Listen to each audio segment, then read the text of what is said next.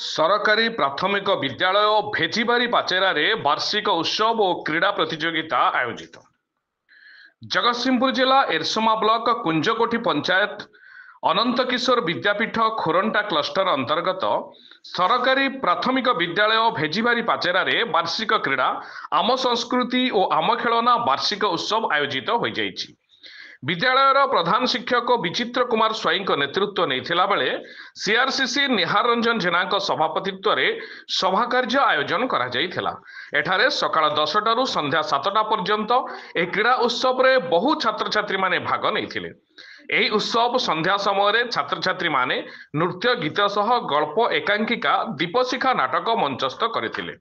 एही उत्सव रे मुख्य अतिथि भावे जोग देइथिले एरसमा मंडल सहायक शिक्षा अधिकारी गोपबंधु नायक और सम्मानित अतिथि ज्ञानरंजन परिड़ा। एही उत्सव रे विद्यालयर समस्त शिक्षक शिक्षयित्री उपस्थित थिबा बेले भेजिबारी पाचेरार ग्रामवासी माने सहयोग करथिले।